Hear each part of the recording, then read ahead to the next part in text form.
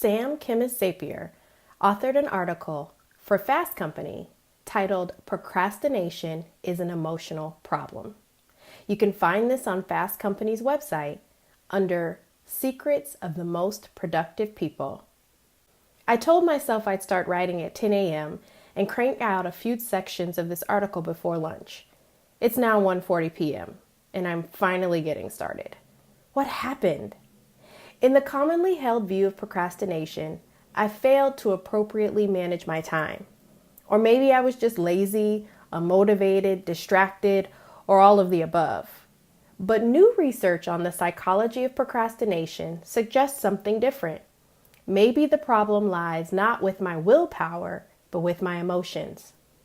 Procrastination is not a time management problem. It's an emotion management problem, says Tim Peichel, an associate professor of psychology at Carleton University and blogger at Psychology Today, who spoke to me about the mounting evidence connecting procrastination to mood. For many of us, bringing emotions into the brass tacks issue of work and productivity may seem counterintuitive or even trifling. But more and more studies point to mood and emotion regulation as the main culprit in procrastination. In this article, I explore these studies and reveal some data-driven techniques anyone can use to help overcome their own procrastination-inclined habits. What procrastination is and isn't. Procrastination is a voluntary delay of an intended act despite the knowledge that this delay may harm us, Peichel explains in his book, Solving the Procrastination Puzzle. That is, procrastination is by definition an irrational behavior because it runs counter to our idea of what will make us happy. Think about it. You know that tackling your to-do list will make you happier, less stressed, and more content, but you all too often don't do it. Trying to think or plan your way through the problem won't do any good because it's irrational. It's an emotional problem. Specifically, procrastination is an emotion-focused coping strategy to deal with negative emotions, Peichel explains. It goes something like this. First, we sit down and do a task. Then we project into the future about what the task will feel like. We predict that the task will not feel good. For example, it will stress us out or make us feel bad. Our emotional coping strategy kicks in to keep us away from this bad feeling, and we avoid the task. This emotional avoidance technique that our brain often subconsciously employs is similar to that which underlies many types of anxiety. People with anxiety often do everything they can to avoid the perceived external threat, and in turn shut off access to both good and bad feelings, often leading to depression. By procrastinating, we're avoiding a task with the assumption that the task won't feel good. And that means we're missing out on any feelings of, for example, accomplishment or success. This connection between procrastination and depression has been around at least since the 90s, and the experimental evidence has poured in ever since. Another study co-authored by Dr. Peichel found links between procrastination and negative emotions like frustration and resentment. And that makes it even more difficult to cope with the potential negative emotions we predict our task will create. So instead of feeling even worse, we opt for something that makes us feel good.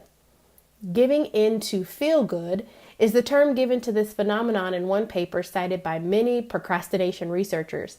And it means seeking short-term good feelings at the cost of long-term satisfaction, something we're known to do as early as toddlerhood. The key insight from the recent research is that giving in to feel good isn't about willpower or forcing yourself to do something you hate. It's about managing your emotions so they don't get hijacked by your inner critic. The fear of procrastination, your inner critic. One study attempted to tease apart the relationship between procrastination and emotion. Researchers measured 214 undergraduates on procrastination scores, as well as various measures of depression, mindfulness, rumination, and self-compassion.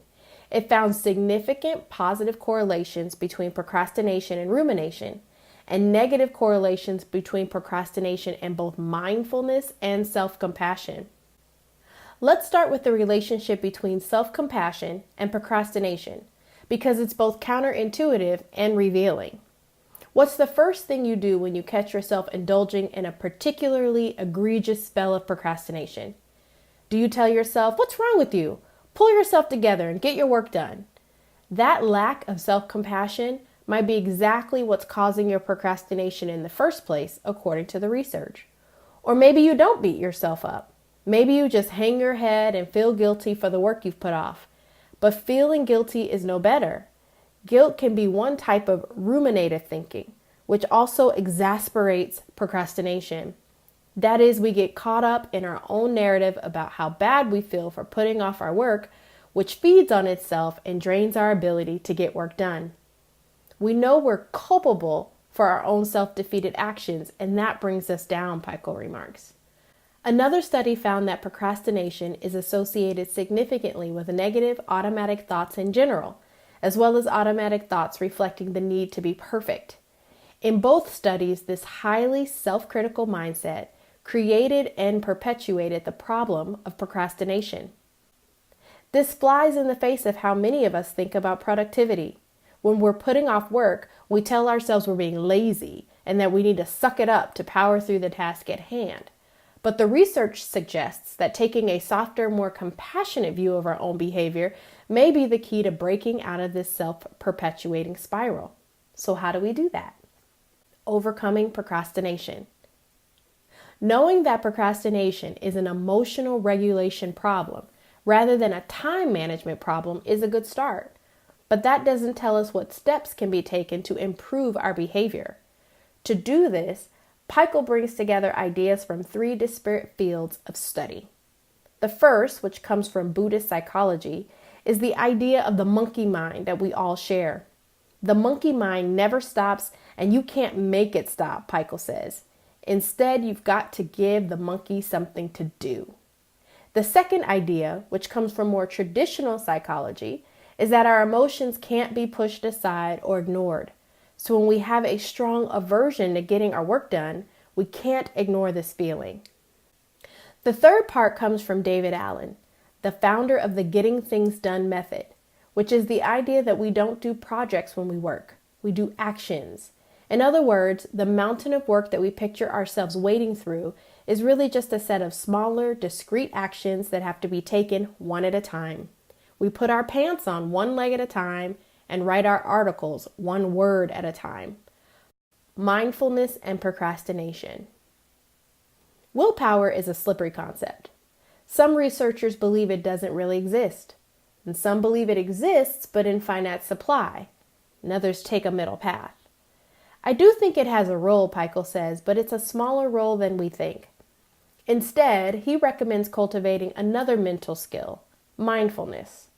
The skills developed in mindfulness meditation, such as concentration, non-judgment, and equanimity, align perfectly with the research showing the vital role of emotional regulation in reducing procrastination and improving productivity. A recent brain scan study found reduced activity in the amygdala, an area that controls stress response, among a group that was trained in mindfulness meditation compared to 2 control groups.